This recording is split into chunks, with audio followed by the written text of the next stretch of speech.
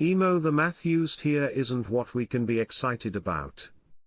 1,250 dinar is definitely better than the official rate of 1,310 dinar to the dollar, but if you take the old dinar 1,250 of them, and trade them in for one new dinar, 1 million dinar is equal to $800. You are not in Iraq exchanging. How did you miss this part? Making the value of 1 dinar equal to $1. Follow-up question: now I'm more confused, so if I'm an Iraqi citizen, I have to accept it at 1,250 old dinar for one new dinar. But if I'm not in Iraq, I can trade it one for one. On Forex, supply and demand will increase value externally. In Iraq they will only use dinars. Why don't you understand a dinar is equal to $1, if IT starts out that way, and then IT starts trading on Forex? The value will go up from there. If they do it this way. I was misinformed, and I misinformed you guys. This could not go before President Trump made his way back into the Oval Office, and the information we were getting might have been coded, and we took the code wrong, or whatever happened. My fault, my bad. The good news is he is back in as of the 20th of January, but now that we've crossed that threshold that President Trump is back, and the good news is that we are moving forward, I just think we're looking very good to get started with this. There is nothing else to hold us up from going. CBI on TV news saying new banknotes will circulate with the existing ones and there are no plans to pull the older notes. They will coexist. Then they talked about the new security features on the new banknotes that are coming out. They are preparing us to give us the new small category notes. Frank, Emo, those 30 notes will be exactly like the new small category notes minus the zeros, and instead of a 25 Emo it'll be a 20. Question: any new predicted rate on dinar and dong? Marks: still hearing, and what makes the most sense is $4.50 on dinar and $2 to $3 on the VND.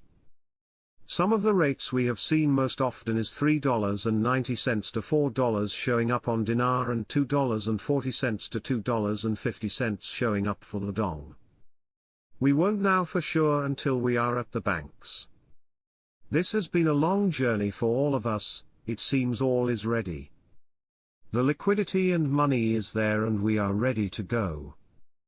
I have spoken to people who actually have appointments with banks, and I've seen bank accounts. All is ready to go. This time it is real. It is real. Am I excited?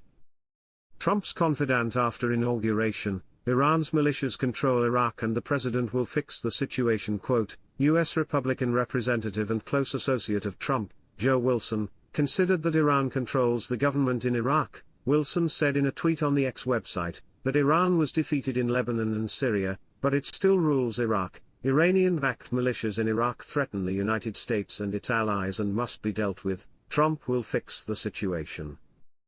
Iraq loves Donald Trump because they know what he did and what he's about to do with our currency, the American dollar, and their float. Great progress has been made by Iraq in the filing of the joining of the World Trade Organization after resuming negotiations that were suspended for more than 16 years, stressing this step represents a part of Iraq's vision to enhance Iraq's role in the global trading system. They didn't do it at 1,310. Are they ever going to do that? I don't think so. Why didn't they do it years ago? If nothing is going to change and they're going to keep it the same, how are they going to pay for that? I think it's far cheaper for Iraq to bring on a real effective exchange rate to meet compliance with Article 8 of the IMF Article 4.2. I think it's pretty exciting. De-dollarization gave the CBI full control of their exchange rate of their currency and it put them in Article 8 compliance. No restrictions. Therefore there is no outside interference right now concerning their monetary reform. Nothing can stop/delay the new exchange rate that is coming. They are now in full control of their currency/exchange rate. Republican Congressman Joe Wilson, a close ally of President Donald Trump, claimed, Iran exerts control over Iraq's government and its armed factions pose a significant threat to the United States. Posted on X, Wilson stated Iran has been defeated in Lebanon and Syria but still runs Iraq. He further emphasized Iranian-backed militias in Iraq threaten the US and our allies. They must be dealt with.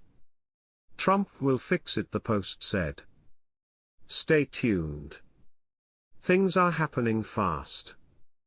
Al-Sudani in a telegram to Trump, we are committed to strategic relations under the umbrella of respect for sovereignty and non-interference. Iraq aspires to strengthen the bonds of cooperation and partnership with the United States, within the framework of the strategic agreement and the common interests of the two countries, stressing the importance of working to support the foundations of stability, security and development regionally and internationally. Political analyst Sabak al-Akili said on Thursday that Iraq is facing a real challenge in light of America's control over its economy and its arms projects with other countries, noting that America is pushing towards keeping Iraq weak in the face of the capabilities of the Zionist entity. Al-Akili told Al-Maluma, the United States of America controls the Iraqi economy, controls the armament file, and imposes its conditions on Baghdad regarding contracting with countries in terms of projects and arms contracts. He added, Iraq is facing a real challenge in light of America's control over the Iraqi economy, as it aims through this to keep Iraq weak in front of the Zionist entity as it is part of the axis of resistance.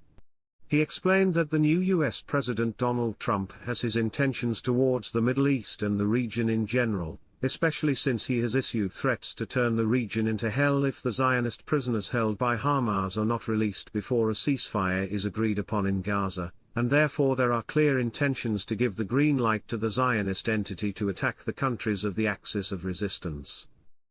Today, Thursday, Faisal al-Naili, a representative of the State of Law parliamentary bloc, accused the Speaker of the House of Representatives, Mahmoud al-Moshadani, of perjury.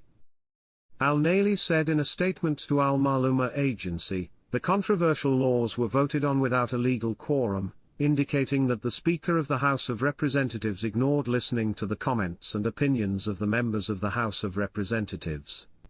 He added, there are appeals submitted to the Federal Supreme Court regarding the challenge to the voting mechanism on controversial laws.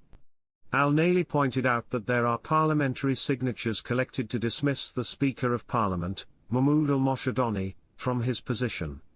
He pointed out that many comments were recorded on the voting record on controversial laws, including the general amnesty.